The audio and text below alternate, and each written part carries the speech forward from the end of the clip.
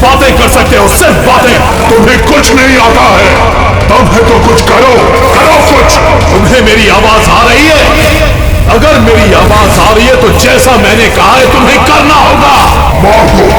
मार दो उसे, मेरा कहा मानो, और जो मैंने कहा है वो करो। तुम मार दो उसे। योर ऑनर, सारे गवाह और सबूत यही साबित कर रहे हैं कि खून प्रीतिका ने ही किए हैं। नहीं, जज साहब, ये सब झूठ है। झूठ तो आप बोल रही हैं प्रीतिका जी, खून आप ही ने किए हैं। नहीं जज साहब, मैं बेकसूर हूँ जज साहब, निर्दोष हूँ मैं। Your honour, your honour. हाँ, मैं सुन रहा हूँ, बोलो क्या कहना है तुम्हें। योर ऑनर, मेरे फाजिल दोस्त नीलेश जी के पास अपने डिफेंस में पेश करने के लिए कुछ है ही नहीं। कोर्ट का कीमती वक्त जाया न किया जाए। योर ऑनर, कोर्ट का वक्त बेशक कीमती है, लेकिन उससे भी कहीं ज्यादा कीमती है एक बेकसूर इंसान की जिंदगी। मैं साबित कर दूंगा। मेरा कहा मानो, और जो मैंने कहा है वो करो। ऑर्डर। फैसला सुनाने से पहले अदालत 2 घंटे के लिए स्थगित की जाती है। That's all.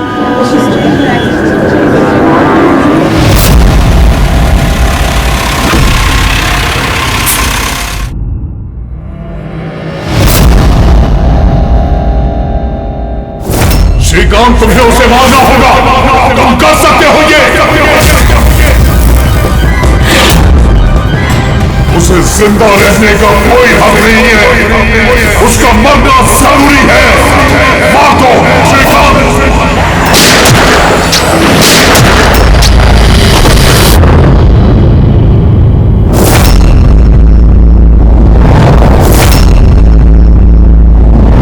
इन लोगों का कहना है कि प्रीतिका यहाँ पर थी जब जज श्रीकांत यहाँ पर आए और उन्होंने उस पर गोली चलाई। उसके बाद वो यहाँ पर आकर खुद को गोली मार दी। उस वक्त मतलब जब ये सब हो रहा था, उस वक्त यहाँ पर जो लोग थे वो कहाँ है? वो लोग कोर्ट रूम में।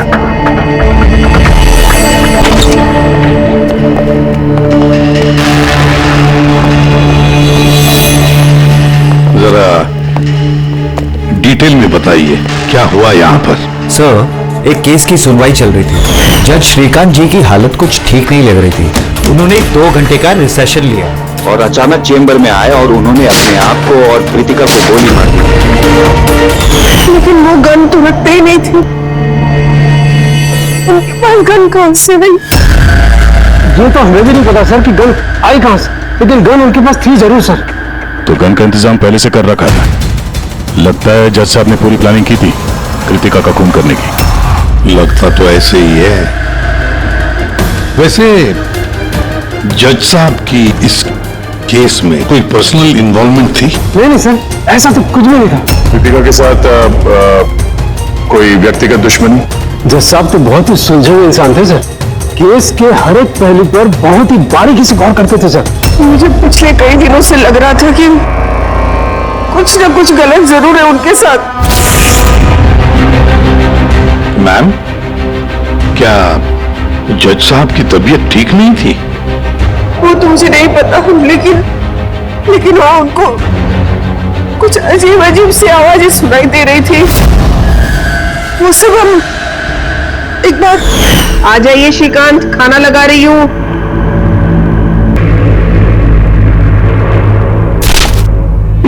पड़ोसियों की जुबान पे लगा भी नहीं, जब देखो अनाप शनाप बकते रहते हैं।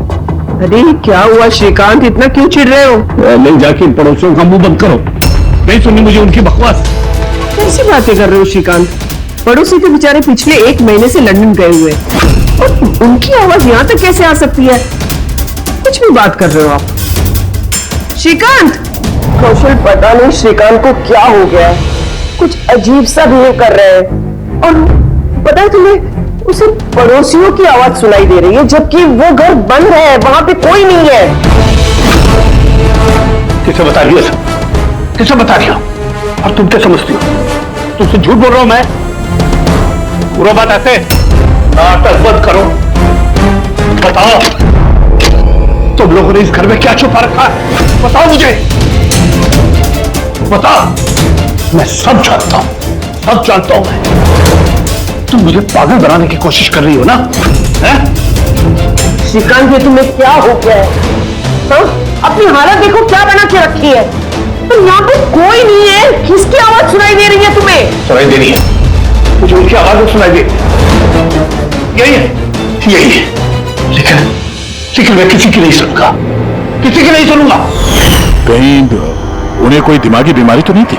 नहीं सर, 15 अप्रैल तक तो ठीक थे, लेकिन हम रेड कैंडी हॉस्पिटल गए थे ना, उसके बाद ये सब कुछ होने लगा था उनके साथ। Red candy hospital? जी सर, इस हॉस्पिटल में चल के पता करते हैं कैसा क्या हुआ था वहां पे कि ये जज साहब अचानक ऐसा बर्ताव करने लगे।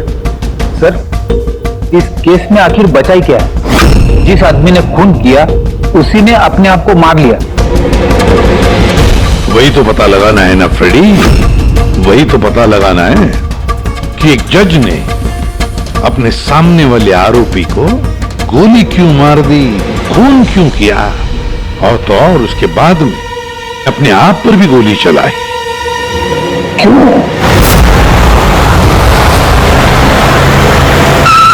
सर, हॉस्पिटल अथॉरिटी ने बताया कि जज श्रीकांत यहाँ पे साइकाट्रिक ट्रीटमेंट के लिए नहीं बल्कि डेंटिस्ट से मिलने के लिए आए थे। कौन है डेंटिस्ट? कौन है? Sir, doctor Raman. Hello sir, बताइए मैं आपकी क्या मदद कर सकता हूँ? फिलहाल तो आप डॉक्टर रमन को बुलाइए और उनके असिस्टेंट को भी। डॉक्टर रमन, 15 अप्रैल को जज श्रीकांत आपसे मिलने आए थे ना यहाँ? जी हाँ सर, लेकिन सर उनकी मौत से मेरा क्या लेना देना? मुझसे सवाल क्यों? देखिए, हम बस ये जानना चाहते हैं, जब वो आपसे मिले थे तो वो दिमागी तौर से बीमार लग रहे थे? नो सर, मुझे तो ऐसा कुछ नहीं लगा। सर, उनको दिमाग की कोई बीमारी नहीं है और 9 साल से डॉक्टर रमन के पेशेंट हो। 9 साल से? मतलब आप लोग उसके बारे में बहुत कुछ जानते होंगे। बहुत कुछ नहीं सर, सब कुछ। कुछ और क्या जानते हैं, जरा बता सकते हैं? सर, अभी बताने के लिए तो सिर्फ इतना ही है कि वो बहुत शॉर्ट टेम्पर्ड थे, बहुत जल्दी उन्हें गुस्सा आ जाता था, but he was not delusional. अगर उन्हें कोई दिमागी बीमारी नहीं थी तो फिर उन्हें वो आवाजें क्यों सुनाई दे रही थी? क्या हुआ क्या था उन्हें? और सर, आप इसमें मेडिकल एक्सप्लेनेशन क्यों ढूंढ रहे हैं? हम लोग इतने मेडिकल एक्सप्लेनेशन क्यों ढूंढ रहे हैं? दया, कोई भी आम इंसान ऐसे ही अचानक से उठकर किसी पर गोली चलाता है, क्या ये नॉर्मल हो सकता है? नहीं, कुछ न कुछ तो गड़बड़ जरूर है, कुछ तो हुआ है, पर क्या?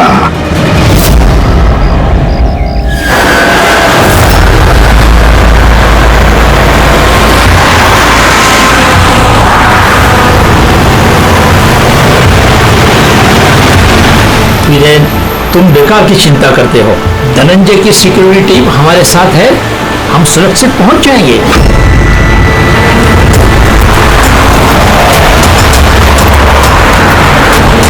वो बात तो ठीक है, लेकिन आपको धमकियां मिल रही हैं। देखो वीरेन, हमारे कामों में धमकियां मिलती रहती है और ऐसी धमकियों से मुझे डर नहीं लगता है। देखो, डर तो मुझे भी नहीं लग रहा, क्योंकि मुझे धनंजय और उसकी टीम पे पूरा भरोसा है।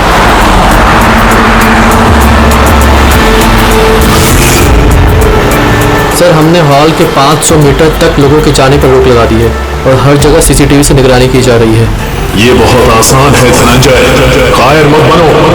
हम जानते हैं इस काम को तुम पूरा करोगे, वो भी अपने हाथों से। तुम सुन रहे हो ना धनंजय, तुम बुज़दिल नहीं हो, नहीं हो तुम बुज़दिल। कायर मत बनो, इस काम को तुम पूरा करोगे। सर, क्या बता रहे थे तुम ब्लॉक डी के अरेंजमेंट के बारे में? सर, मैं ब्लॉक डी के बारे में बात नहीं कर रहा था। सर, आप ठीक है ना? आपकी तबीयत कुछ खराब लग रही है। मेरी तबीयत ठीक है, मैं ठीक हूँ।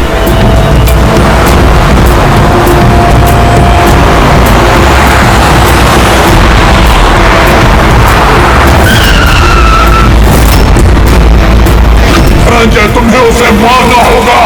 खत्म कर दो उसे, मार दो धनंजय, मार दो। गाड़ी रोको।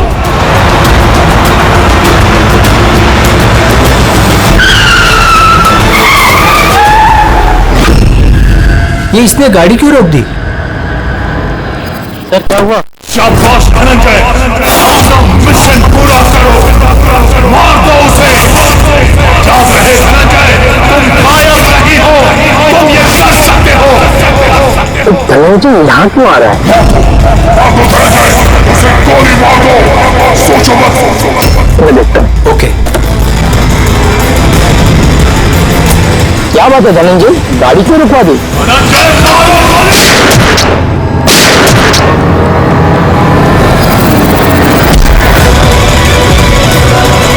ओह माय गॉड! संजीव जी, आपको क्या हो गया? धनंजय, ये क्या कर दिया तुमने?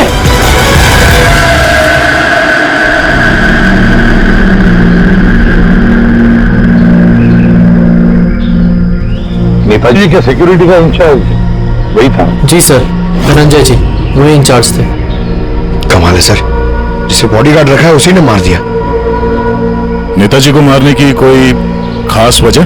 सर ये तो धनंजय जी ही बता पाएंगे। इसे एक बात बताओ, गोली अंदर मारी या बाहर से? सर बाहर से मारी, कार के।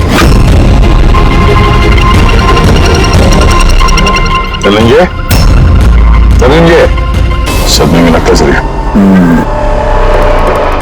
तुम लोग जा कहाँ रहे थे? सर नेताजी की चिल्ड्रन फाउंडेशन की मीटिंग थी, वहां जा रहे थे। हमारी गाड़ी आगे थी और नेताजी की कार पीछे, और मैं धनंजय जी से नेताजी की सिक्योरिटी के बारे में बात कर रहा था, पर वो मेरी बातों में ध्यान नहीं दे रहे थे और कुछ खोए खोए से लग रहे थे सर। उनके चेहरे में एक अजीब सी बेचैनी थी। मैंने उनसे पूछा कि क्या हुआ, तो कुछ बहकी बहकी सी बातें करने लगे। सर जब श्रीकांत के साथ भी तो ऐसे ही हुआ था।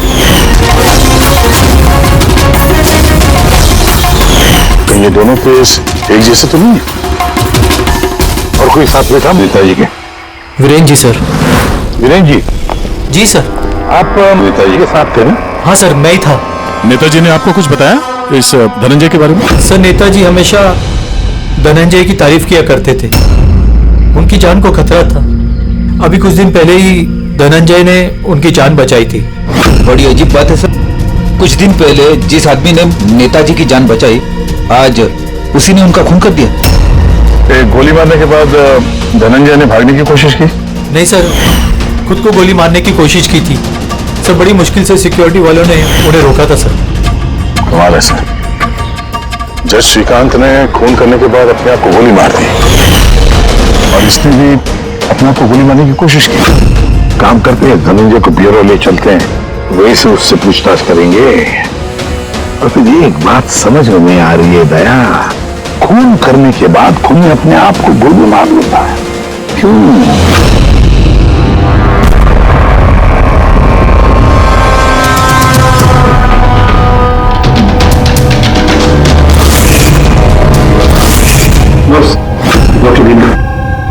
ये क्रिमिनल साइकोलॉजी में रिसर्च कर रही है। हाँ, इन दोनों केस के बारे में बता दिया? Yes boss.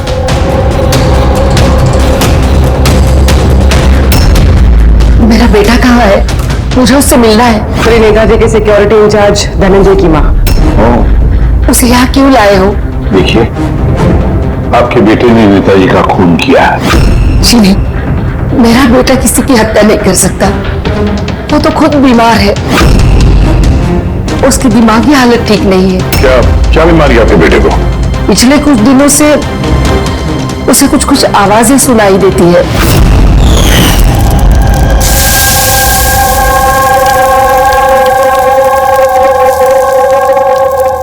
धनंजय, क्या बात है बेटा? बड़े परेशान लग रहे हो। ऑफिस में कोई प्रॉब्लम है क्या? कोई टेंशन?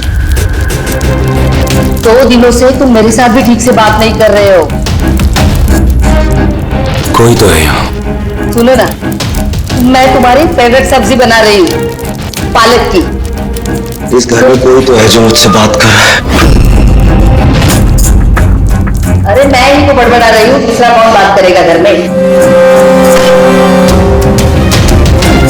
कोई तो है हमारे अलावा इस घर में जो मुझसे बात कर रहा है। माँ, कोई तो है इस घर में हमारे अलावा। माँ, मुझे अजीब सी आवाजें सुनाई दे रही हैं। कोई मुझसे बात कर रहा है।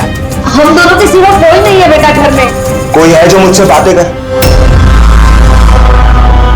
बंद हो गई आवाज, फिर से आ रही है। कोई तो है माँ। कोई नहीं है, कोई नहीं है। अरे कोई तो है माँ यहाँ पर। कोई नहीं है बेटा, तुम यहाँ आ जाओ। लगता है तुम्हारी तबीयत ठीक नहीं है, अभी डॉक्टर के पास जाना चाहिए। लेकिन ऐसा तो स्किज़ोफ्रेनिया में होता है। स्किज़ोफ्रेनिया? हाँ, जैसे कि आप सभी लोग जानते हैं कि स्किज़ोफ्रेनिया एक मानसिक बीमारी होती है। ऐसे में पेशेंट को बहुत सारी आवाजें सुनाई देती हैं, लोग ना होने के बावजूद भी दिखाई देते हैं और पेशेंट अपने आप को मारने की कोशिश भी करता है। क्या आप मुझे बताएंगे कि इन दोनों पेशेंट की उम्र क्या थी? श्रीकांत जी की उम्र 50 साल और धनंजय 42 साल का। लेकिन इस उम्र में स्किज़ोफ्रेनिया नहीं होता। क्या मैं उनसे मिल सकती हूँ? मुझे पेशेंट से बात करनी है। हाँ बिल्कुल, पूरी।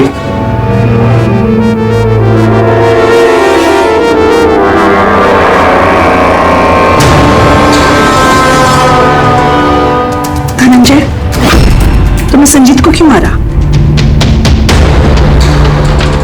मैं कुछ पूछ रही हूँ। धनंजय, तुमने संजीत को क्यों मारा? मुझे कुछ आवाजें सुनाई दे रही थी जो मुझे उकसा रही थी। कह रही थी कि मैं बुजुर्ग हूँ, कायर हूँ, मैं किसी का खून नहीं कर सकता। और उस आवाज ने मुझे इतना उकसाया तो मैंने खून दे दिया।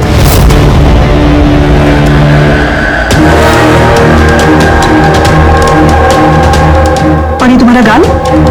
ये गाल क्यों सूजा हुआ है? मेरे दांत में इन्फेक्शन है। जज श्रीकांत, उनके दांत में भी इन्फेक्शन था सर। मेरे बेटे के भी दांत के इलाज के बाद ही उसकी तबीयत खराब रहने लगी। क्या? दांतों का इलाज करवाया, उसके बाद में तबीयत खराब हुई? किस डेंटिस्ट के पास इलाज करवा रहा था वो? Doctor Raman, red candy hospital. Red candy hospital गए थे ना, उसके बाद ये सब कुछ होने लगा था उनके साथ। बड़ा अजीब कोइंसिडेंस। धनंजय और श्रीकांत दोनों का भी दांत का प्रॉब्लम, दोनों का डेंटिस्ट भी एक, और ट्रीटमेंट के बाद दोनों की तबीयत भी बिगड़ जाती है। ये कैसा कोइंसिडेंस? गड़बड़ है, बहुत बड़ी गड़बड़ है। इस धनंजय और जज श्रीकांत के दांतों का एक्सरे निकलवाओ, पता तो चले सारा चक्कर है क्या।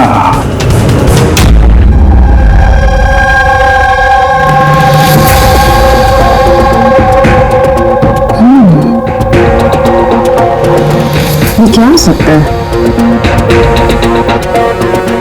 सर, ये देखिए। तो ये मार्क्स। हाँ यार, दांतों में ये क्या है? फॉरेन ऑब्जेक्ट है सर। एग्जैक्टली, ऊपर से दोनों आदमियों के दांतों में।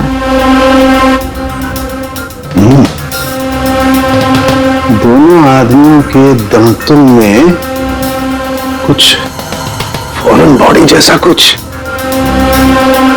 क्या हो सकता?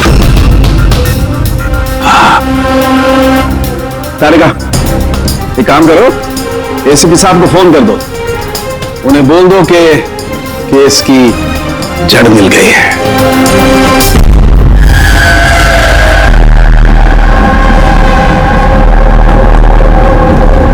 ये देखो बस, दोनों के दांतों में इस तरीके की चिप।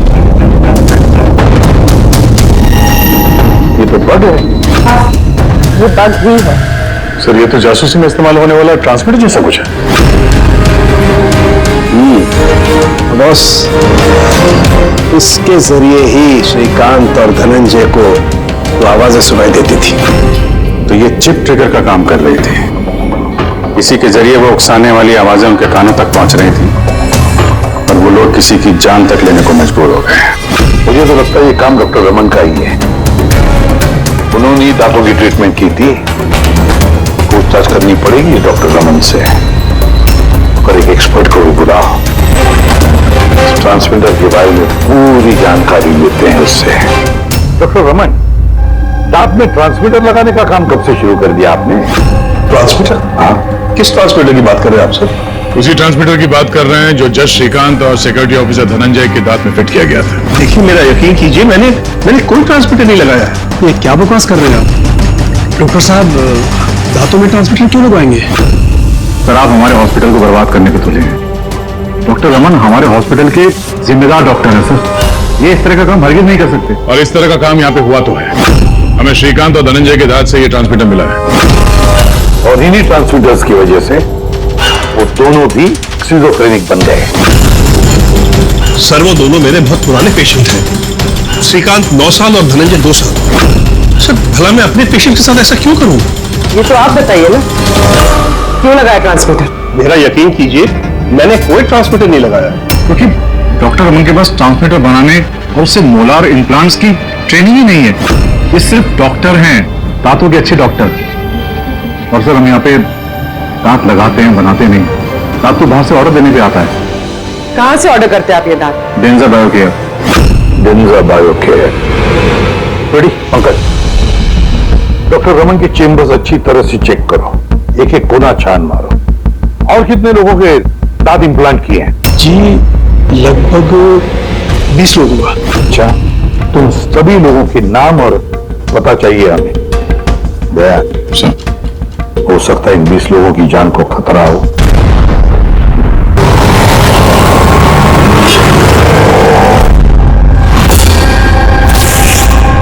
कुछ समझ में आ रहा है? हाँ सर, कुछ समझ में आ रहा है। यही कि ये ट्रांसमीटर जितना छोटा है उतना ही पावरफुल है। कितनी रेंज है इसकी? सर इसकी रेंज यही कोई 15 से 20 मीटर है। यानी अगर इस ट्रांसमीटर से किसी को कम्युनिकेट करना है तो उसे 15 से 20 मीटर के दायरे में रहना होगा। इसकी फ्रीक्वेंसी हम लोग ट्रैक कर सकते हैं? बिल्कुल ट्रैक कर सकते हैं, लेकिन उसके लिए हमें पहले ये जानना होगा कि ये ट्रांसमीटर कितने हर्ट्ज पे काम करता है। तो मैं पता लगाओ कितने हर्ट्ज पे काम करता है ये, क्योंकि फ्रीक्वेंसी हमारे लिए बहुत जरूरी है। जहां पर ये फ्रीक्वेंसी एक्टिव होगी वहीं पर हमारा खोज ही होगा। ठीक है सर, आप थोड़ा सा वक्त दे दीजिए, मैं जल्दी पता लगाने की कोशिश करता हूँ। ठीक है। ये कहानी आखिर रुक जाती डॉक्टर रमन के नाम पर। सारा का सारा शब्द डॉक्टर रमन पे ही है। लेकिन सर वो अपने पुराने पेशेंट का खून क्यों करेगा? हाँ सर, हॉस्पिटल एडमिनिस्ट्रेटर बता रहा था कि ऐसा ट्रांसमीटर बनाने की काबिलियत डॉक्टर रमन में नहीं है। तो शक के घेरे में तो ये कविता और वीरेन भी है। हो सकता है इनमें से किसी ने मारा। हो सकता है, बिल्कुल हो सकता है, लेकिन ये जो भी है वो 15 और 20 मीटर के दायरे में ही काम कर रहा है। इन 20 लोगों के बारे में क्या पता चला? जिनसे उनका आपस में कोई कनेक्शन नहीं है। यहां तक कि श्रीकांत और धनंजय ये भी एक दूसरे को नहीं जानते थे। फिर भी अभी उन 20 लोगों से जाकर मिलो, उनसे पूछो क्या उनके साथ भी वैसे ही हो रहा था जैसे धनंजय और श्रीकांत के साथ हो रहा था क्या? और एक बात, लॉर्ड चेंबर और चेंबूर, पता लगाओ वहां पर कितने सेलफोन एक्टिव थे उस खून के दौरान। और उस दांत बनाने वाली कंपनी में जाकर पूछताछ करो, देखो कौन हो सकता है जो दांत में ट्रांसमीटर फिट कर सकता है।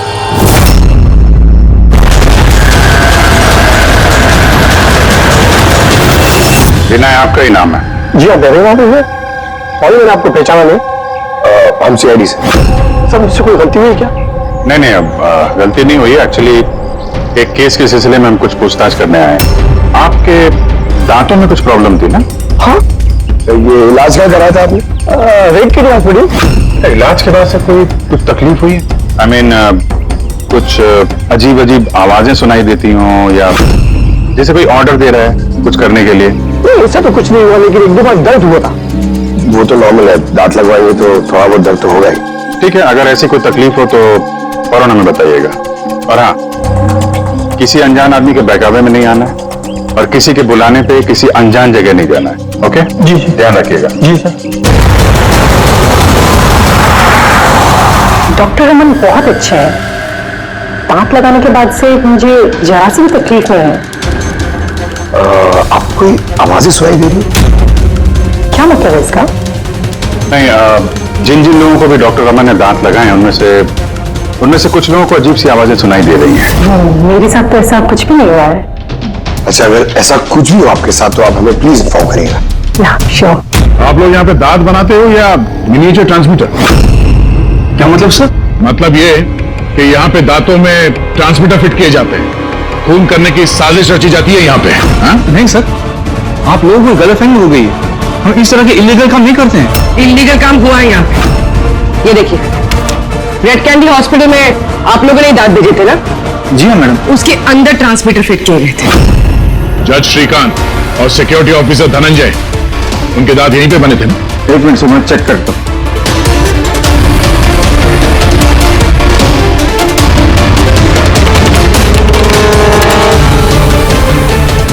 हाँ सर, दांत तो यही बने हैं, लेकिन अगर वो हमारी एम्प्लॉय रूपाली होती जिसने ये दांत बनाए हैं तो सच्चाई पता चल जाती। कहाँ है आपकी वो एम्प्लॉय रूपाली? वो तो कल रात गुजर गई। कैसे गुजरी? उसे अस्थमा अटैक हुआ था, लेकिन हैरानी की बात तो ये है कि उसे कभी अस्थमा था ही नहीं। जी हाँ सर। उसके घर का एड्रेस देना सर। दांत कब लगवाया आपने? सर 2 महीने हो गए। कोई प्रॉब्लम हुई आपको? नहीं, कोई प्रॉब्लम नहीं सर, जब से दांत लगाया सब ठीक है सर। कुछ आवाजें सुनाई दे रही हो अजीब अजीब सी? नहीं सर, फिर हुआ क्या सर? देखिए, रेड कैंडी हॉस्पिटल में जितने लोगों ने भी ट्रीटमेंट कराया उन्हें कुछ प्रॉब्लम्स हो रही हैं और उनमें से 2 जन की तो मौत भी हो चुकी है। सर मैं मरना नहीं चाहता सर। नहीं, आप घबराइए मत, ऐसा कुछ नहीं है। आपको कभी भी ऐसी कोई प्रॉब्लम हो कि कुछ अजीब अजीब सी आवाजें सुनाई दे रही हो, या फिर कोई ऐसा आदमी दिख रहा हो जो है नहीं, मतलब दूसरे बोल रहे हैं कि किससे बात कर रहे हो, तो अगर ऐसा कभी हो तो फौरन हमें कांटेक्ट करिएगा। और कितने लोग बचे पंकज? सर, चेक करने के लिए और 5 लोग बचे सर। 5 को भी जल्दी से जल्दी चेक करना होगा। क्या पता उस हत्यारे का अगला निशाना इन्हीं में से कोई हो। हाँ सर।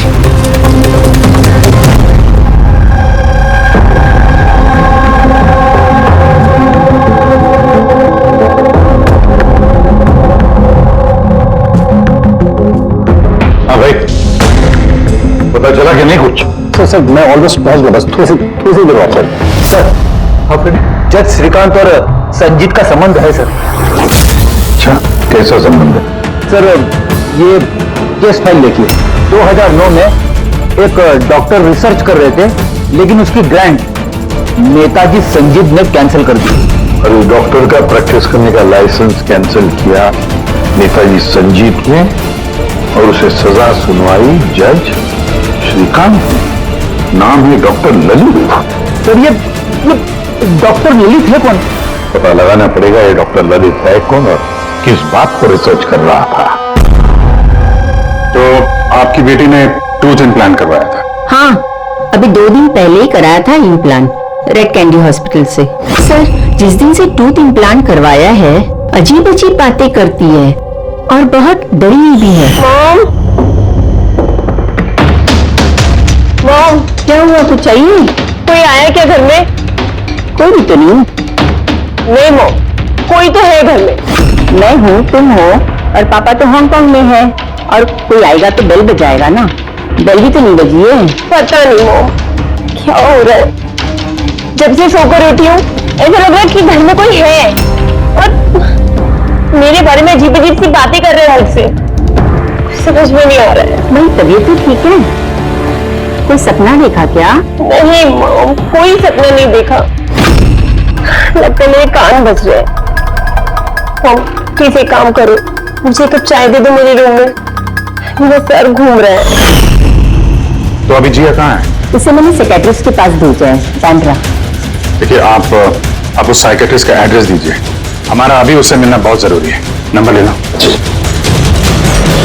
जिया, आज तुम्हें वो काम खत्म करना है। तुम्हें उसे किसी भी हालत में मारना है। जिंदा मत छोड़ना उसे, मार दो उसे। आज उसका अंत होना ही चाहिए।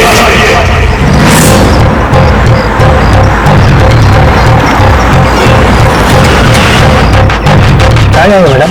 जेके मार्केट। उसे कहो तुम्हें जेके मार्केट जाना है। मैंने कहा मैडम कहाँ जाएंगे?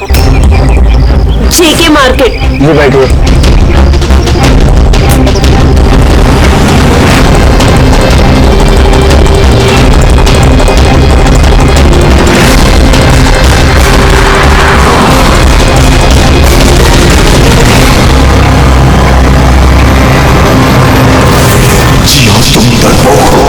डरपोक हो तुम, कुछ नहीं कर सकती तुम। 1 नंबर की डरपोक हो। मैं डरपोक नहीं हूँ और मैं किसी को नहीं मार सकती। मैडम आपने मुझसे कुछ कहा? हाँ? नहीं, मैंने कुछ नहीं कहा। नहीं, कुछ नहीं कहा मैंने। मैं क्या बात कर रही हूँ?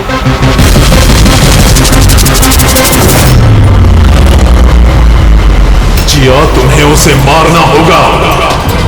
तुम उसे जिंदा नहीं छोड़ सकती। तुम्हें उसे मारना होगा जिया, मारना होगा तुम्हें। नहीं, मैं किसी का खून नहीं करूंगी। किसी का भी नहीं। अरे भैया, गाड़ी क्यों रोक दी?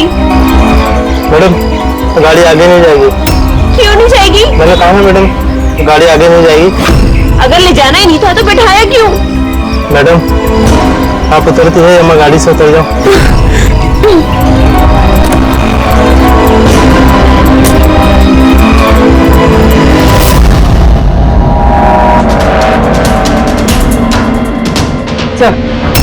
सर, वॉचमैन और पड़ोसी बता रहे थे कि रूपाली यहाँ 3 महीने पहले शिफ्ट हुई थी और अकेली रहती। फिर चेक करते हैं अच्छी तरह से।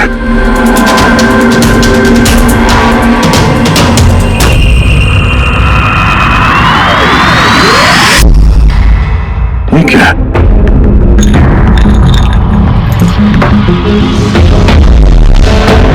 इतने सारे एयर ट्रांसमिटर्स।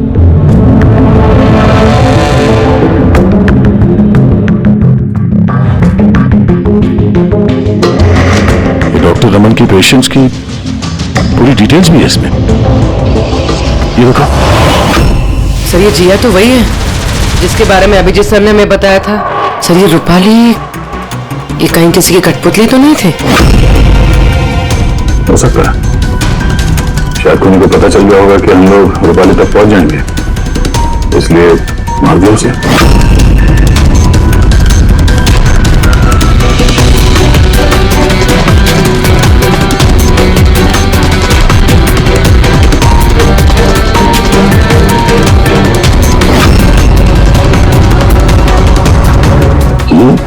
ये नेताजी, संजय, वीरेन और जिया, उन तीनों के चेहरे पे रेड सर्कल।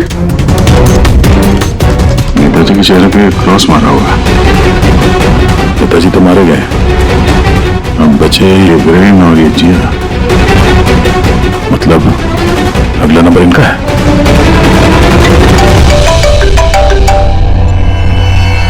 हाँ जी, ये जिया साइकेट्रिस्ट से मिलने के लिए गई थी, लेकिन वहां पहुंची ही नहीं। अच्छा, हमें यहाँ रूपाली के घर में एक तस्वीर मिली है जिसमें नेताजी, संजीत, वीरेन और जिया है। ये नेताजी के चेहरे पे तो क्रॉस मारा हुआ है, पर इन दोनों के चेहरे पे लाल पेन से सर्कल बना हुआ है। कहीं ऐसा तो नहीं कि ये जिया वीरेन को मारने के लिए गई है? एक काम करो, तुम वीरेन को अलग करो, पता करो वो कहाँ है। तब तक मैं जिया की लोकेशन ट्रैक करता हूँ और हम लोग मिलते हैं। ओके? या सर, वीरेन को फोन लगा।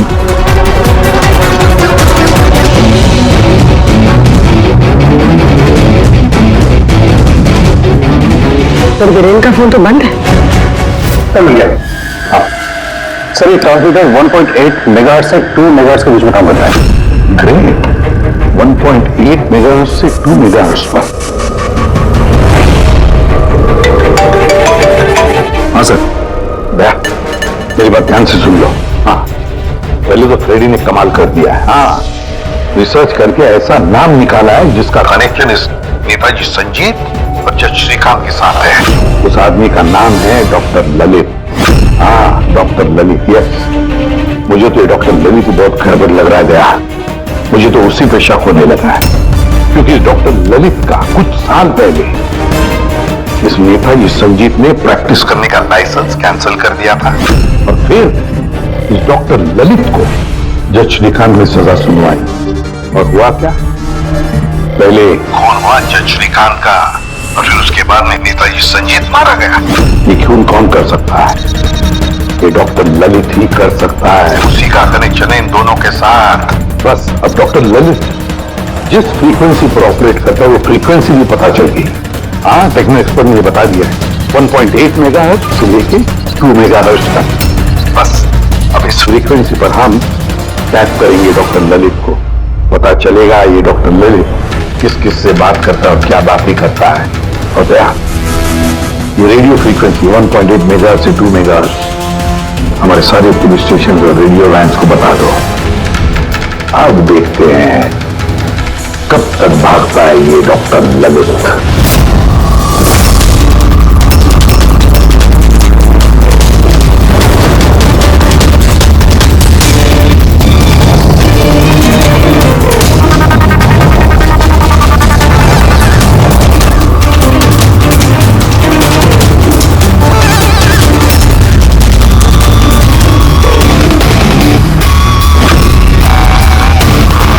इस फ्रीक्वेंसी पे कोई हरकत नजर नहीं आ रही। जब भी बोलेगा पकड़ा जाएगा।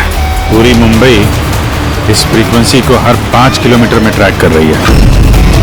अगर जिया वीरेन को मारने निकली है तो वो खूनी 1.8 या 2 पे जरूर आएगा।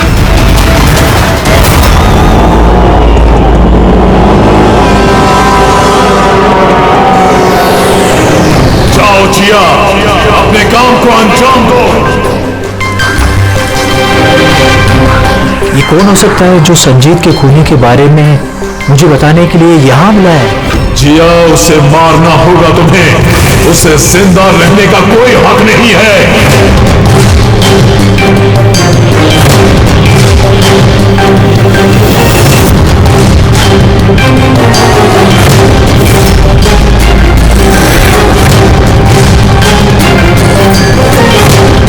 ज्यादा सोचो मत, मार दो जिया, उसे मार दो। उसे जिंदा रहने का कोई हक नहीं है। उसकी तरफ देखो, पहचानो उसे, वो तुम्हारे सामने है। उसे जिंदा रहने का कोई हक नहीं। उसी की आवाज है, फ्रीक्वेंसी लोकेट करो। देखो, अपनी बैग से गन निकालो।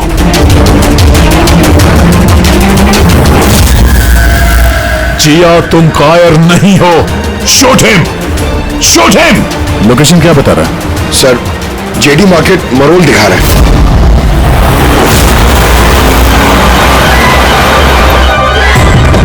कम ऑन जिया, मारो, मारो उसे। सर, ये क्या हो रहा है? ये मुझे क्यों मारना चाहती थी? किसी ने मुझे फोन करके बुलाया कि संजीत की खूनी के बारे में बताने वाली थी। घबराइए नहीं, ये सब एक प्लान था। आप अभी सेफ है, आप जा सकते हैं। Okay sir, thank you. तो खूनी यहीं कहीं होगा। भीड़ में मिक्सअप हो गया है। सिग्नल यहीं है, देखते हैं।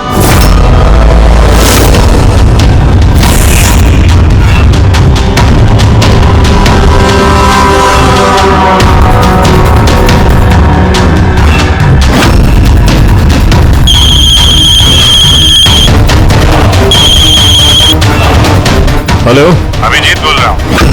कभी हमसे भी मिल लिया करो। अरे इधर उधर क्या देख रहा है? तेरे पीछे हो। डॉक्टर ललित,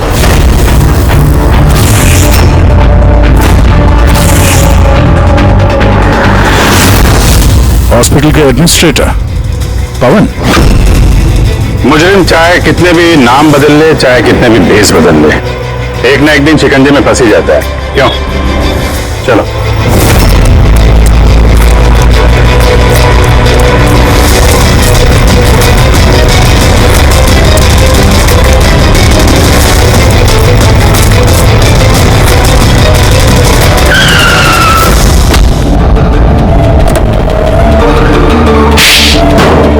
जज श्रीकांत और नेताजी संजीत, इन लोगों का खून क्यों करवाया तुमने? से बदला लेना चाहता था। बदला? लोगों ने मेरी जिंदगी बर्बाद कर दी थी। कैसा बदला? मैं एक होनहार डॉक्टर हूं। मैं स्किज़ोफ्रेनिया नाम की बीमारी पर उसके ट्रीटमेंट के लिए एक्सपेरिमेंट कर रहा था, वो भी वर्थलेस लोगों पर। मेरी असिस्टेंट जिया ने एचओडी वीरेन को कंप्लेन कर दी और एचओडी वीरेन ने नेताजी संजीत से मेरी ऑफिशियल कंप्लेन कर दी। और नेताजी संजीत ने तुम्हारा ये एक्सपेरिमेंट रुकवा दिया। हाँ, मेरा प्रोजेक्ट बीच में रुक गया। तो फिर जेल किस लिए गए थे तुम? मेरी लापरवाही की वजह से एक आदमी की मौत हो गई थी। जज श्रीकांत ने मुझे बिना कुछ सोचे समझे 10 साल की सजा दे दी। फिर डॉक्टर होने का रुतबा छीन लिया मुझसे। तो इन लोगों को मार के अपना खोया हुआ रुतबा हासिल कर रहे थे तुम। रमन और रूपाली, इन दोनों का क्या इन्वॉल्वमेंट था? जेल से बाहर आने के बाद मैंने अपने दुश्मनों को ट्रैक करना शुरू कर दिया। मैं उनके अंदर एक डिवाइस फिट करना चाहता था जिससे उनको कुछ पता ना लगे। डॉक्टर रमन और रूपाली मेरी इसमें मदद कर रहे थे। उन लोगों ने कैसी मदद की? जब श्रीकांत और जिया को दांतों में प्रॉब्लम थी, वो अपने चेकअप के लिए डॉक्टर रमन के क्लिनिक पे जाते थे। नेताजी संजीत के दांतों में कोई प्रॉब्लम नहीं थी, बल्कि उनके बॉडीगार्ड धनंजय को दांतों में प्रॉब्लम थी। मैंने उसे फ्री डेंटल चेकअप का लालच दिया और डॉक्टर रमन के क्लिनिक पे भेज दिया। डॉक्टर रमन ने उन्हें नया दांत लगाने की सलाह दी और मेरे कहने पर रूपाली ने उनके दांतों में डिवाइस फिट कर दिया। और रूपाली सब करने के लिए मान गई? हाँ। क्योंकि मैं रूपाली से प्यार करता था। हम दोनों ने मिलकर एक डेंटल क्लिनिक खोला था। रूपाली इस काम में मेरी मदद कर रही थी। तो फिर उसका खून क्यों किया तुमने? क्योंकि जब श्रीकांत और नेताजी के मरने से आप उस तक पहुंच जाते और मेरा नाम ले देती, इसलिए मैंने उसे हमेशा हमेशा के लिए चुप करा दिया। फिर बदला लेने के लिए क्या कुछ नहीं किया तुमने? इतनी सफाई से खून किए तो फायदा क्या हुआ? आखिर में पकड़े गए ना? मेरा मिशन किसी को मारना नहीं था सर, मैं बस अपने आप को जीनियस साबित करना चाहता था। मैं चलते फिरते इंसानों को हथियार बना सकता था। अगर यही दिमाग किसी अच्छे काम में लगाते तो आज मुजरिम नहीं बनते और जिंदगी भर जेल की सलाखों के पीछे सड़ते नहीं।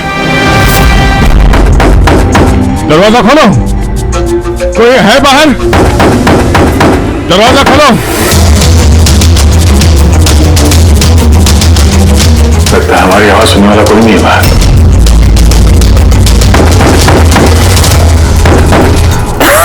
सर अगर यहाँ से बाहर नहीं निकले तो इस सुशांत की बॉडी सड़ने लगेगी। हाँ, और अगर सुशांत की बॉडी सड़ गई तो खून ही बच जाएगा, सारे सुराग मर जाएंगे।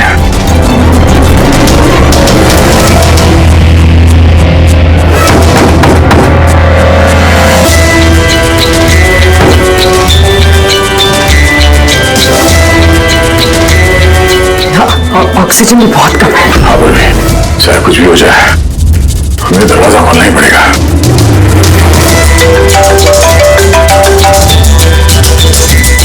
हाँ सर। सुनो, वो चिप नहीं मिली अभी तक, हम पूरी कोशिश कर रहे हैं। सर अंदर यहाँ इस कमरे में ऑक्सीजन लेवल बहुत कम है सर। अगर जल्दी से ये दरवाजा खोला नहीं गया तो घबराना मत, हम तुम्हें जल्द से जल्द बाहर निकाल लेंगे। उर्वी, हौसला रखना। धीरे धीरे सांस लो, आराम से।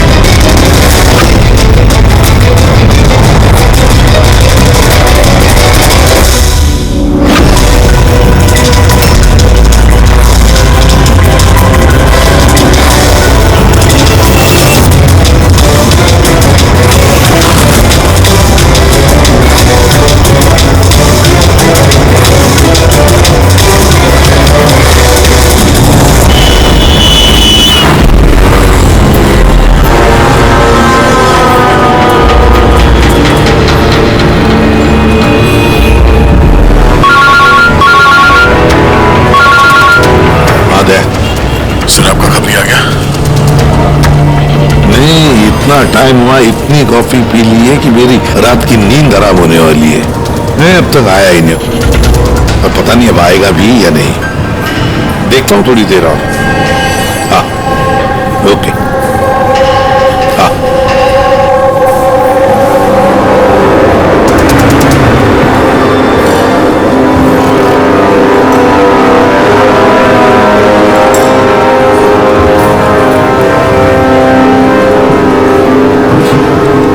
कॉफी अच्छी है ना? बहुत अच्छी है साहब। पक्का? पक्का।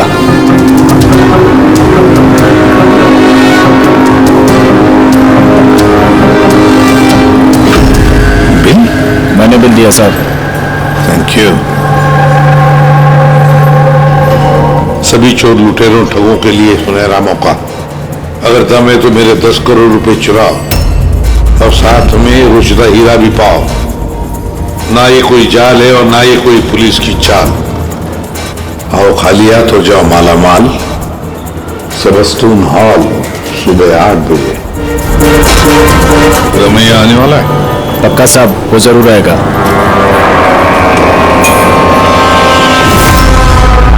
मैं आप सबका बहुत बहुत बहुत स्वागत करता हूं।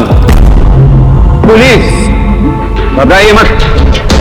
मैं ये कहना चाहता था कि पुलिस और दुनिया की नजरों में आप चाहे चोर, उचक्के, डाकू, लुटेरे कुछ भी हो सकते हैं, लेकिन मेरी नजर में नहीं। मेरी नजर में आप सिर्फ कलाकार हैं। ऐसे कलाकार जिनकी उंगलियों में जादू है, और इस जादू को रोकने के लिए मेरा यकीन कीजिए यहां परिंदा भी पर नहीं मार सकता।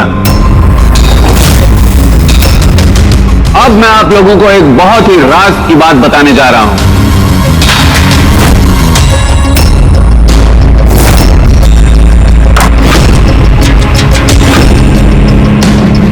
अच्छा, इससे पहले तुम ये तो बता दो कि तुम वो कौन? मेरा नाम आरके है, एक बिजनेसमैन हूं, और जो शानदार ऑफर मैंने आप सबके लिए रखा है वो तो आप लोगों ने पढ़ लिया होगा। लेकिन बिजनेसमैन तो हमेशा अपना मुनाफा देखते हैं, तुम पे यकीन कैसे करें? मुझ पे यकीन कर लो मेरे भाई, इसमें कोई साजिश नहीं है। मैं खुद यही चाहता हूं कि तुम लोग मेरा पैसा चोरी करके ले जाओ। अब जो मैं आप लोगों को बताने जा रहा हूं उसे बहुत ध्यान से सुनिए, लेकिन सुनने से पहले एक नजर यहां दे।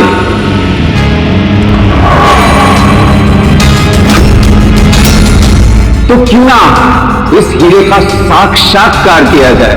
लेकिन उससे पहले मैं बुलाना चाहूंगा अरविंद जी और सुमन जी को। जोरदार तालियां इनके लिए। ये सुमन ज्वेलर्स के ओनर हैं और मैं तहे दिल से इनका शुक्रिया अदा करना चाहता हूं जो इन्होंने मुझे ये हीरा अपने इस फंक्शन में यूज करने की परमिशन दी। देख रहे हैं आप ये नायाब हीरा? मैं जानता हूं ये बहुत कीमती है और आप लोगों के लिए इसकी कीमत क्या है ये मैं अच्छी तरह से समझता हूं। हम तो रम्या को पकड़ने आए थे, मुझे सारा चक्कर कुछ और ही है। सर ये तो रसीटा ही रहा है और वो में कीमत है इसकी। आखिर ये आदमी अपने आप को लुटवाना क्यों चाहता है, एक ही जगह पे इतने सारे मुजरमों को इकट्ठा करके। तो आइए देखते हैं कौन यहां से माला माल होकर जाता है। लेकिन पुलिस का तो नफा नहीं होगा। वही कुछ समझ में नहीं आ रहा है। तो हम सबको चूरन तो नहीं दे रहा है? मैं आजकल क्या कोई किसी को कटिंग चाय तक नहीं पिलाता और तू यहाँ पैसा बांट रहा है? हाँ? मैं भी चाय नहीं पिला रहा हूं। कोई साजिश नहीं है, कोई कैमरा नहीं है, कोई सिक्योरिटी नहीं है, कोई पुलिस नहीं है, सिर्फ भरोसा। जाने की बस वो सेफ खोलने की देरी है, उसके बाद हम करोड़पति। बिल्कुल, तो चलिए चलते हैं सब सेफ रूम में।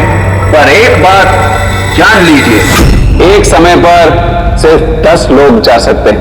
बाकी हम लोग के लिए कुछ बचेगा कि नहीं? तो 10 लोग जा रहे, सबको सब लूट लेंगे। चिंता मत करो मेरे भाई, सबका नंबर आएगा।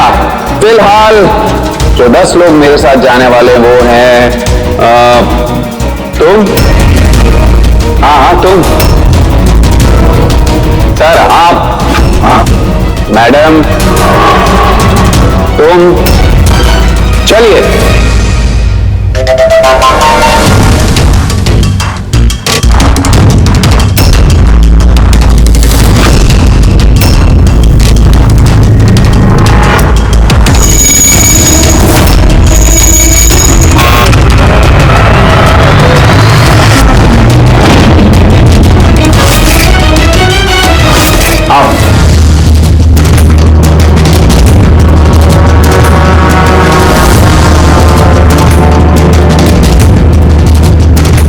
आप लोगों को ये ना लगे कि आपके साथ कोई हेरा फेरी की जा रही है। मैं खुद यहां पर ये हीरा आपके सामने रख रहा हूं।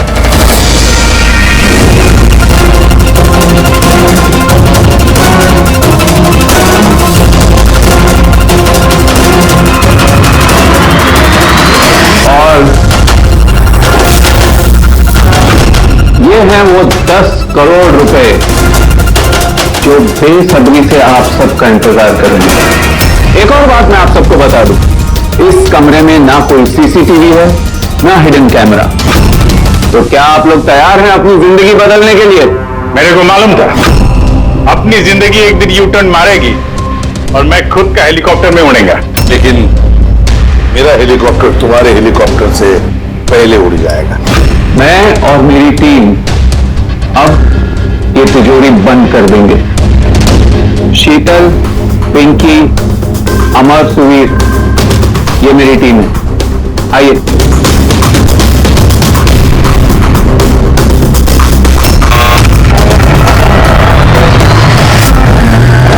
आप लोगों के पास अब अगले 24 घंटे इस काम को अंजाम देने के लिए। अंदर कोई कैमरा नहीं है। ये जो 2 गार्ड्स भी बाहर हैं, ये आपको रोकेंगे टोकेंगे नहीं। ये यहाँ पर सिर्फ इसलिए हैं ताकि आप लोग आपस में न झगड़ें। मगर तुम ये सब क्यों कर रहे हो? इससे तुम्हें क्या फायदा? Very good question. फायदा, बहुत बड़ा फायदा होगा। मैं इसके जरिए ये साबित करना चाहता हूं कि मैंने इस दुनिया का सबसे सुरक्षित सेफ बनाया। मेरी तरफ से आप सबको ऑल द बेस्ट। अपनी अपनी कला दिखाने के लिए आप लोगों के पास अगले 24 घंटे हैं, लेकिन 12 से 4 तक ये कमरा बंद रहेगा। बाकी समय आपका।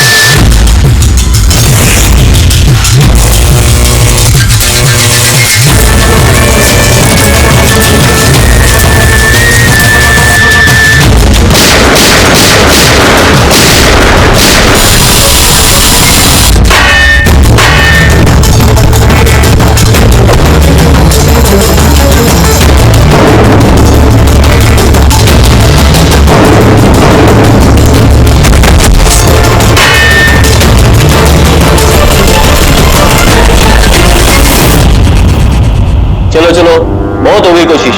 12 बज गए, टाइम खत्म हुआ। बाकी की कोशिश 4 बजे के बाद होगी। चलिए।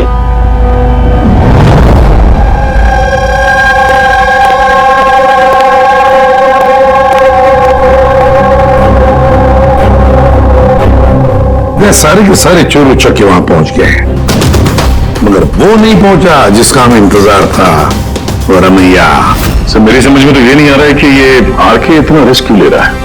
ये सिर्फ पब्लिसिटी करने के लिए कोई इतना सारा पैसा दांव पे कैसे लगा सकता है? हाँ सर, अगर 1 करोड़ की ऐड कर देता टीवी या अखबारों में तो बहुत बड़ी पब्लिसिटी हो जाती। ये सचमुच किसी ने तिजोरी खोल ली तो? नहीं फ्रेडी, ये पब्लिसिटी के लिए नहीं हो रहा है। पब्लिसिटी की आड़ में ये कुछ बड़ी खिचड़ी पका रहा है आरके। इसकी कुंडली निकाली क्या? हाँ सर, मैंने उसके बारे में पता किया। वो तिजोरी बनाने के बिजनेस में काफी साल से हैं, पर पिछले 2 साल से उसका धंधा कुछ मंदा चल रहा था। और मार्केट में उड़ती उड़ती खबर ये है कि ये कुछ बड़ा करने वाला है। कर दिया ना उसने सर। ये चोर और लुटेरों को दावत देने से बड़ा कारनामा और क्या हो सकता है?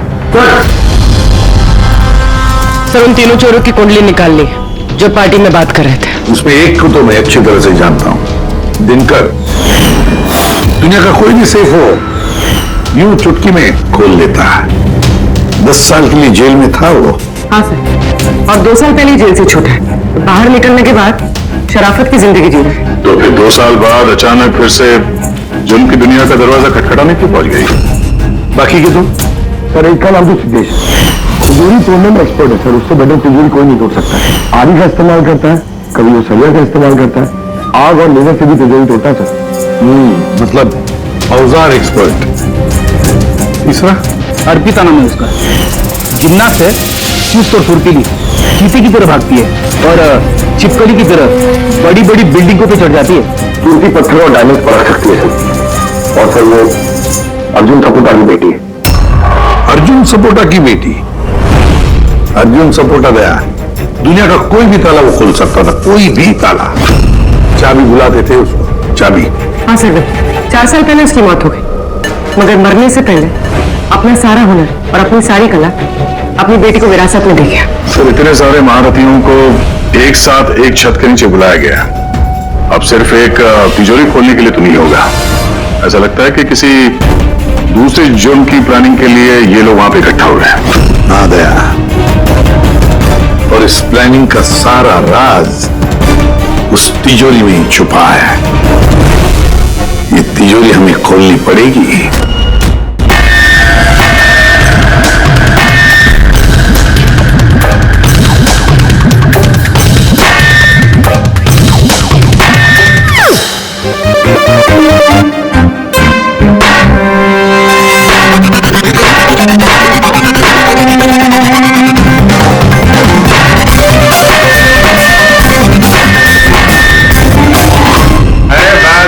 बस ये मेहनत का नहीं, सुपीने का काम है। अभी मैं ट्राई करूं? ठीक है, आइए।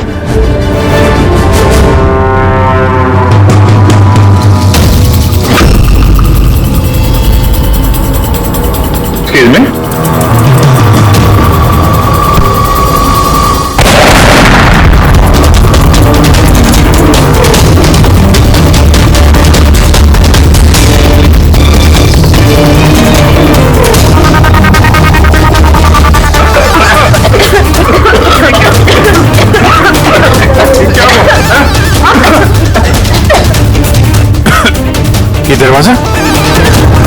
दरवाजा तो थोड़ा खुला हुआ है। खुल गया?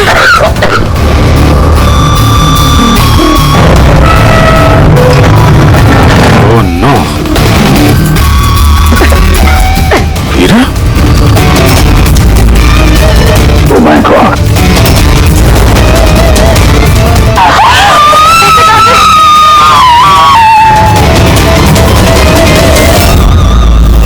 सर, ये तो अरविंद है, उस हीरे का मालिक।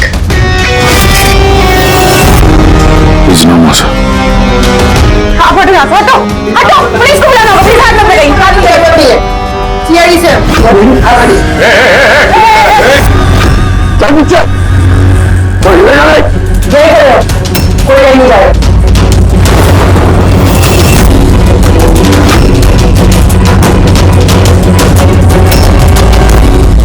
गला दबा के मारा है इसको। गला दबा के मारा है? इस कमरे में तो सारे के सारे मुजरिम भरे हुए हैं, इन्हीं से किसी ने किया होगा। बॉडी को फोरेंसिक लैब में भेज देते। पता नहीं ये सब कैसे हो गया साहब, हम लोग तो यहीं पे थे। 12 से 4 बजे के बीच भी यहीं पे थे? वॉशरूम वगैरह नहीं गए? सर साथ में नहीं गए, अगर एक गया तो दूसरा यहीं पे होता। इस बीच अंदर कोई भी नहीं आया सर। मैंने सेफ रूम का कमरा अच्छी तरह से चेक किया, अंदर आने का सिर्फ एक ही रास्ता है और कोई रास्ता है ही नहीं। सर, अगर अंदर आने का एक ही रास्ता है तो ये अरविंद अंदर आया कब और कैसे? बात तो ये गार्ड्स थे। वही तो, अरविंद अंदर आया तो आया, लेकिन मारा भी तो गया। और जिसने भी मारा उसे, वो भी तो अंदर आया कब और आया कैसे? क्या यहाँ पर जितने भी लोग जमा हुए हैं ना, ये चोर लुटेरे, सब एक एक की कुंडली उतार लेते हैं, फिर देखते हैं खूनी कौन है इनमें से।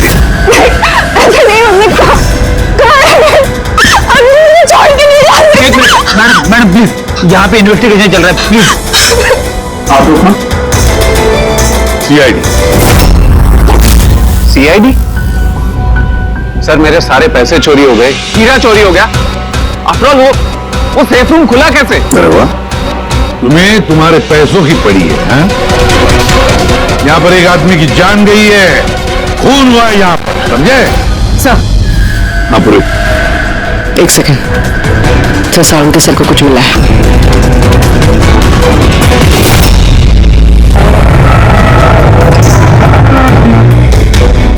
बॉस, ये तिजोरी बारूद के धमाके से निकली है। इसका ताला और बाकी के मैकेनिज्म अभी भी सही सलामत है। तो धमाका नकली था? नकली कैसे? इतनी तेज आवाज आई थी, हम लोगों ने धुआं देखा था। ये सब क्या? वो सारा का सारा एक ड्रामा, थोड़ा सा बारूद इकट्ठा करके धमाका किया गया और बाकी चीजों के लिए पायरोटेक्निक का इस्तेमाल किया गया, जैसा फिल्मों में स्पेशल फैक्ट्री नहीं किया जाता है। अगर ये धमाका नकली था तो ये सिर्फ खुला कैसे? शायद ये सिर्फ पहले से खुला होगा। इम्पॉसिबल।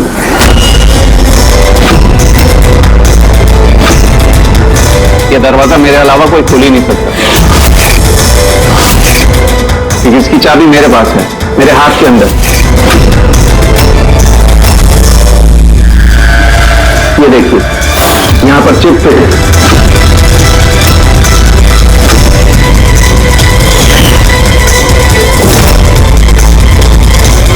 हाँ सर, सेफ रूम की चाबी RFID चिप में है, जो सिर्फ आरके सर के हाथ में लगी चिप की फ्रीक्वेंसी मैच होने पर ही खुलेगी। अगर ये सेफ तुमने नहीं खोला, फिर किसने खोला? रात के 12 और 4 बजे के बीच में कहाँ थे तुम? सर हम लोग होटल सीमा में थे, उसी की सक्सेस पार्टी के लिए। तो होटल सीमा में CCTV कैमरे तो लगे? डेफिनेटली सर, होना ही चाहिए। एक मिनट सर, मैं आपको बता सकता हूं कि ये पैसे किसने चुराए होंगे। अमर, जल्दी मेरे केबिन में आओ। अमर, फुटेज दिखाओ। जी सर। ये देखिए सर, 12 से 4 बजे की सेफ रूम की CCTV फुटेज। सेफ रूम का फुटेज? तुम तो कह रहे थे कि उस कमरे में कोई कैमरा नहीं? सर अब चोरों को कौन सच बोलता है? और कौन कौन जानता है इस खुफिया कैमरे के बारे में? सर सिर्फ मैं और मेरे 4 असिस्टेंट्स। गार्ड को भी नहीं पता? जी नहीं सर। तो फास्ट फॉरवर्ड करो। जी सर।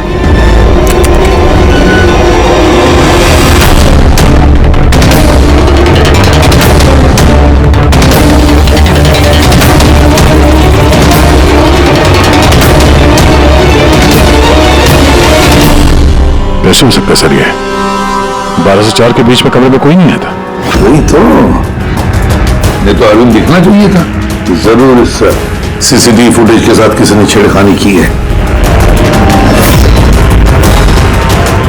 बात समझ में नहीं आ रही, ये अरविंद आधी रात को वहां करने क्या आया था?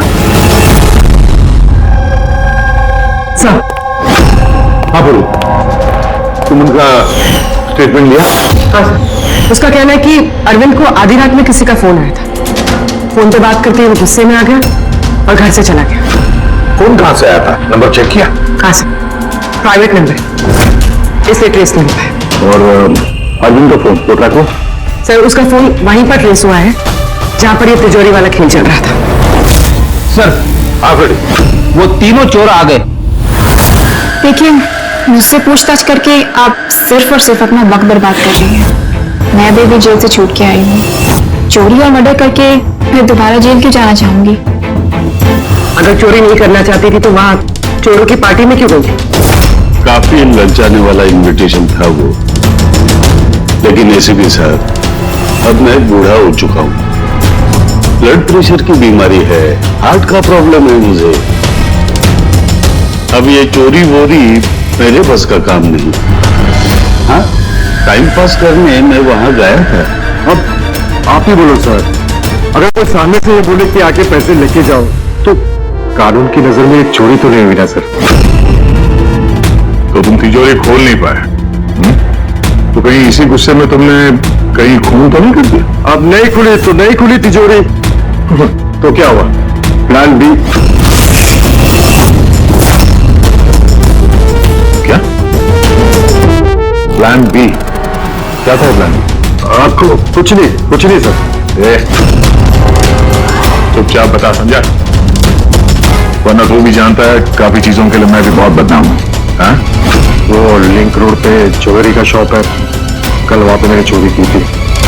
कितने बजे की थी चोरी? 11:30 से 4:30 के बीच पे।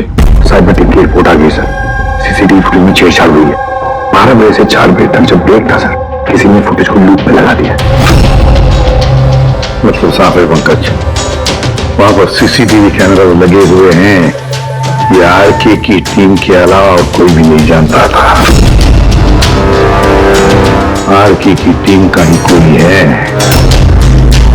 जो इस सब में मिला हुआ है।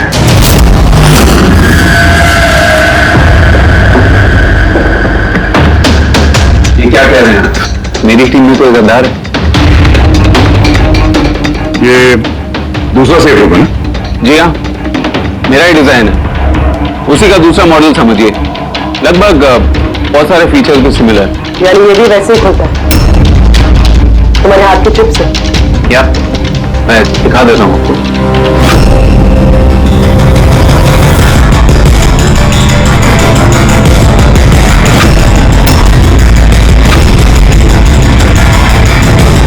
ये खुल क्यों नहीं रहा?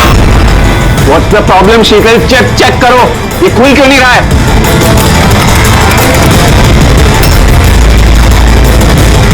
तो पता नहीं क्या हुआ, सेफ रूम खुलना तो चाहिए था। एक मिनट सर, मैं चेक करता हूँ।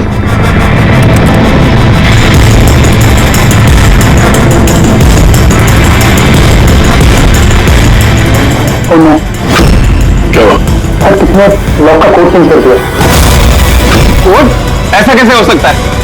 कौन कर सकता है ये? एक मिनट, कोड बदल दिया मतलब? किसी ने सर का कोड चेंज कर दिया है, अब ये सेफ रूम सर के चिप से भी नहीं खुल पाएगा। क्या? तो फिर कैसे खुलेगा? आखिर आप कह रहे थे कि ये दोनों सेफ रूम जो आपने बनाए ओरिजिनल है, ये वाली और वो दूसरी वाली भी? जी हाँ। तो फिर हो सकता है तो दूसरी वाली जो सेफ रूम है वो भी शायद इसी चिप से खुली गई है। यानी उस सेफ रूम को खोलने के लिए मुजरिम को आरके की जरूरत नहीं पड़ी होगी। हाँ, उसी चिप से उसने वो सेफ रूम खोल दिया, पैसे लूट लिए वहां से और अरुण का खून कर दिया। सर मुझे तो लगता है ये असिस्टेंट लोग ही हैं। सीसीटीवी फुटेज के बारे में तो इनको पता था। सर हम ऐसा क्यों करेंगे? अगर थोड़ी भी गड़बड़ होती हो तो शक तो हम पे ही जाएगा ना। ऐसा क्यों करेंगे ये तो हमें पता करना पड़ेगा। आगे आपके पास ये चिप को डिटेक्ट करने के लिए कोई डिवाइस है, कोई इक्विपमेंट? जी हाँ, मेरे पास एक रिमोट चिप रीडर है। गुड। गुजरात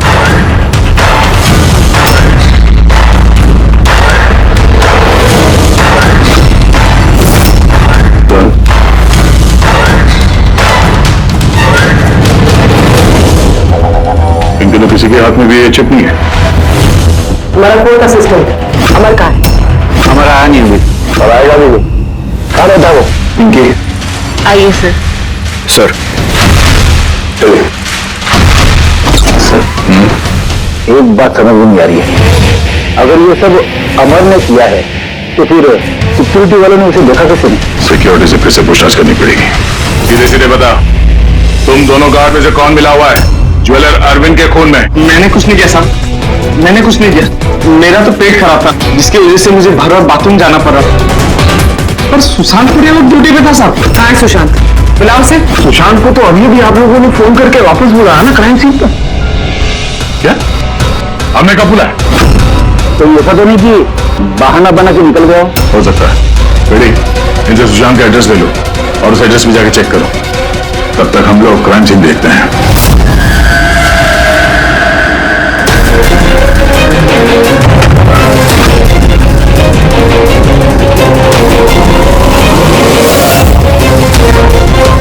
सर क्या हुआ? Oh no. सुशांत भी मारा गया? पेट पे गोली लगी, लगता नहीं इसने खूनी को देखा भी होगा। सवाल यह है कि सुशांत सेफ रूम के अंदर क्या करने आया था? तो देखो मैं आसपास।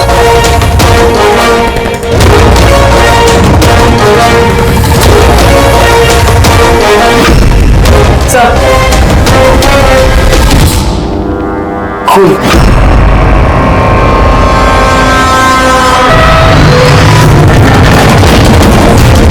दरवाजा कैसे बंद हो गया? दरवाजा किसने बंद किया? खोलो सर।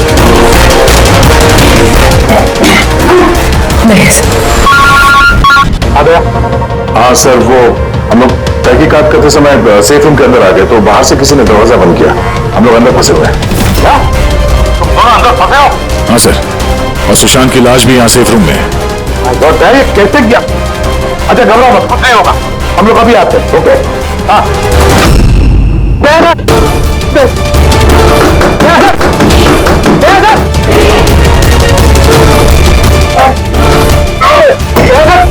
क्या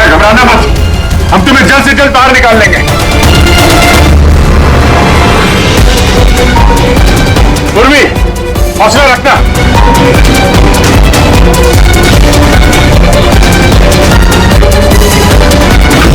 सर मैं आरके से बात करता हूँ, उसकी सेफ है, शायद वो कुछ मदद कर सके। करो, जल्दी करो। मैं भी दिनकर को फोन करके बुला लेता हूँ।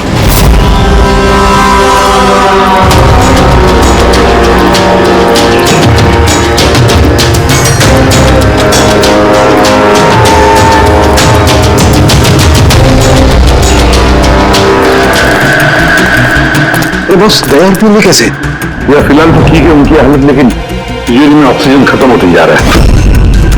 उस तिजोरी के साइज के हिसाब से वहां पे अभी बस 1 घंटे की ऑक्सीजन बची होगी। ओह माय गॉड, इसका मतलब 1 घंटे के अंदर अगर केस सॉल्व नहीं हुआ तो दया सर को नहीं, कुछ नहीं होगा फ्रेडी, दयापुरी को कुछ नहीं होगा।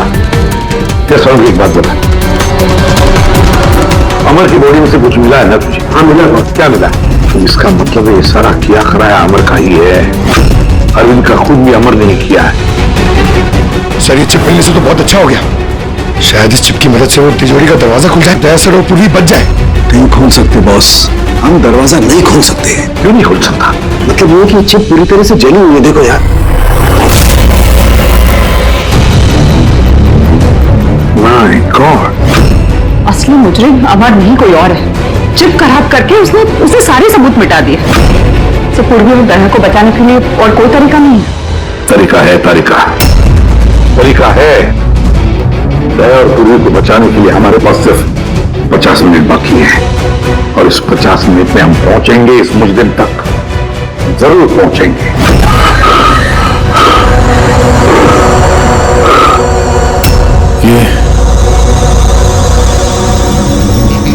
ये खून का निशान सिर्फ यहाँ कैसे? वाह, खून का निशान यहाँ।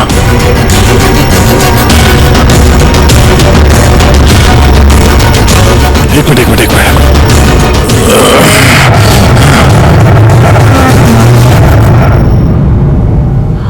खुफिया दरवाजा, सेफ रूम के अंदर खुफिया दरवाजा। इसका मतलब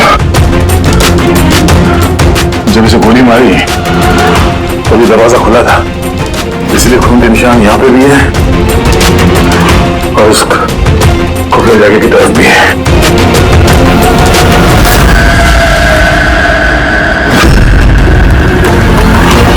इतने सारे पैसे और ये हीरा, मतलब ये खून पैसे के लिए नहीं हुआ? फिलहाल तो ऐसे ही लग रहा है। मतलब सुशांत यहाँ खड़ा होगा, इस खाली जगह की तरफ मुंह करके, और खून ने उसे पीछे से मार डाला। हाँ भाभी, मगर अब सवाल ये है कि ये सेफ रूम का दरवाजा खोल के अंदर करने क्या आया था सुशांत? चोरी का प्लान तो नहीं था इसका? सर अब सांस नहीं ली जा रही। हिम्मत रखो भाभी, वो दरवाजा खुलने ही वाला है। अभिजीत, यहाँ सेफ रूम के अंदर एक खुफिया कमरा मिला है जिसमें वो हीरा और पैसे रखे गए हैं। सब कुछ अंदर ही है? हाँ, ये देखो।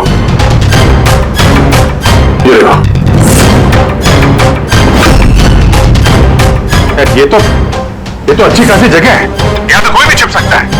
हाँ, अरे यार दया प्लीज, एक काम करो, तुम बैठ जाओ वहां पे, हम लोग बहुत जल्दी ये दरवाजा खोलने वाले। जल्दी करो, सांस लेने में बहुत तकलीफ हो रही है। और पूरी कैसी है? उसे भी सांस लेने में दिक्कत हो रही है।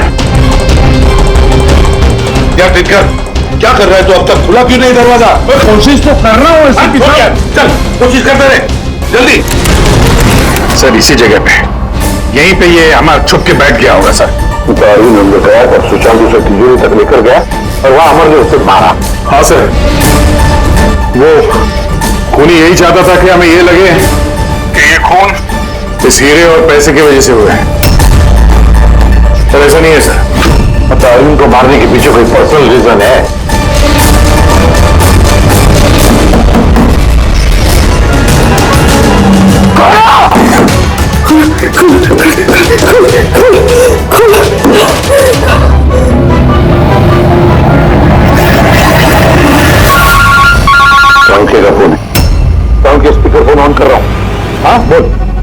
बॉस एक बहुत बड़ा सुराग हाथ लगा है। क्या? जल्दी बता, टाइम नहीं है। सर अमर के कपड़ों पे से वही धुएं के पार्टिकल्स मिले जो एक्सप्लोजन के वक्त हुआ था। हाँ तो क्या हुआ? ये ऐसे पार्टिकल तो हमारे भी कपड़ों पर है। नया क्या है? नहीं बॉस, पहले पूरी बात सुन लो। दया और अभिजीत के कपड़ों में धुएं के साथ साथ बारूद के भी ट्रेसेस थे, लेकिन इस अमर के कपड़ों में सिर्फ और सिर्फ धुआं है, समझे? अरे लेकिन उसके कपड़ों पर भी बारूद मिलना चाहिए। धमाके के वक्त वो वहीं मौजूद था। वही तो सुराग है कि ये आदमी उस वक्त वहां नहीं था बल्कि कहीं और था। बॉस, अब यही बात हमें खूनी तक पहुंचाएगी। ये अमर धमाका होने के बाद में आया। तो पंकज, तो दिनकर के साथ रहो और सीसीटीवी फुटेज चेक करते। चलो बच्चे।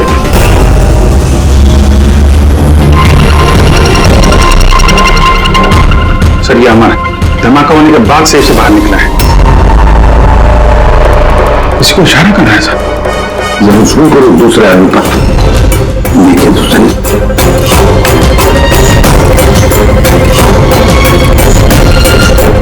ये है मास्टरमाइंड।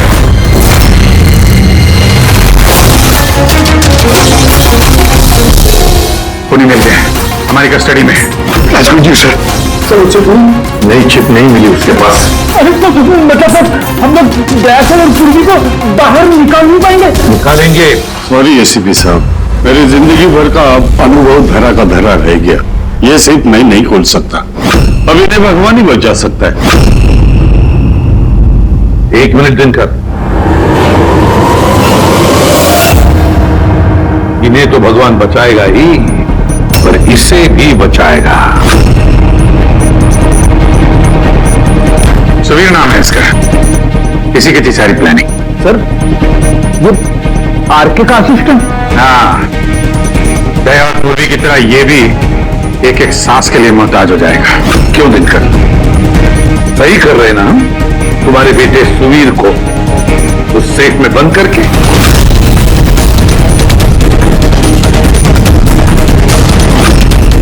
ये गलत है, कानून के खिलाफ है। अच्छा, जब तुम्हारे बेटे की जान पर बनी आई तो वो कानून के खिलाफ, और तुमने जो किया वो कानून के खिलाफ नहीं। सुवीर इनका बेटा? हाँ, सुवीर, दिनकर का बेटा सुवीर। क्योंकि तुमने देखा है ना दिनकर की वो उड़ी हुई उंगली, जब वो ये दरवाजा खोलने की कोशिश कर रहा था। सुवीर की भी उंगली दिनकर की तरह ही मुड़ी हुई है।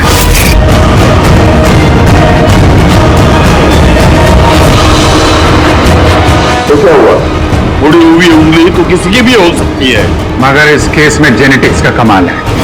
चाहे तो डीएनए टेस्ट कर सकते हैं, लेकिन रिजल्ट आने में बहुत देर हो जाएगा और सुवीर दम तोड़ चुका होगा। क्यों? हाँ, है वो मेरा बेटा।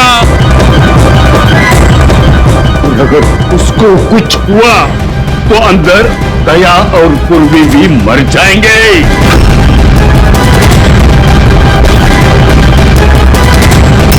ये है वो असली चिप, लेकिन अब मिलेगी नहीं।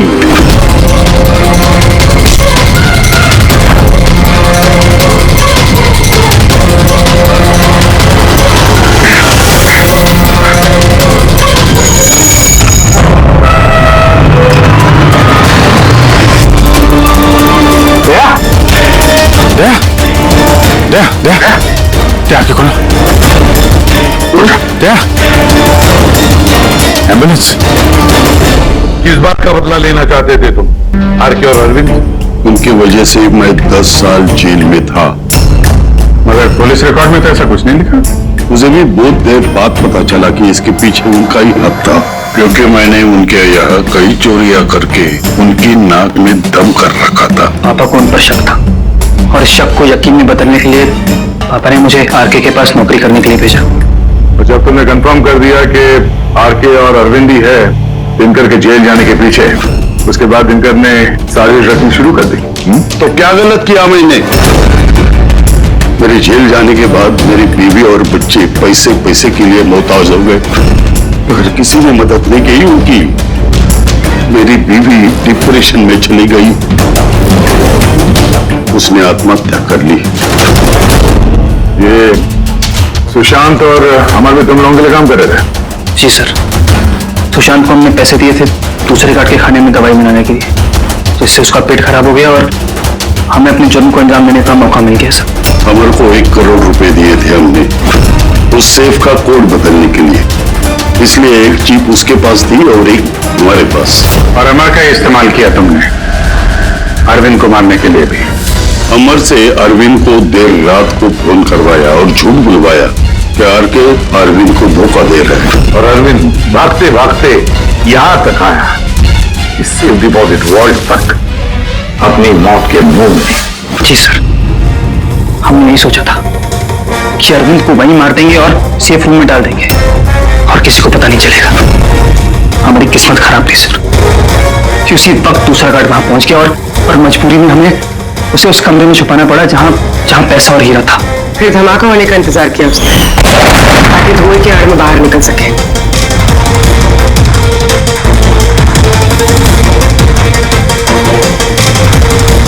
मगर अमर और सुशांत को क्यों मारा? क्योंकि वो दोनों कुछ ज्यादा ही लालची हो गए थे।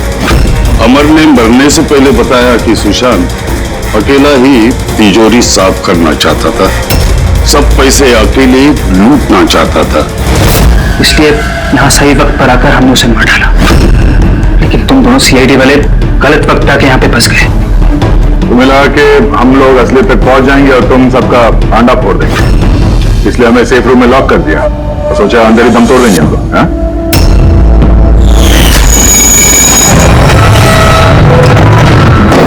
बदले की आग में तुमने 3 लोगों की जानें ले ली। कानून तुम्हें कभी माफ नहीं करेगा, फांसी होगी तुम्हें, फांसी। इस तरह के और भी एपिसोड देखने के लिए हमारे चैनल को सब्सक्राइब करें और बेल आइकन दबाना ना भूलें।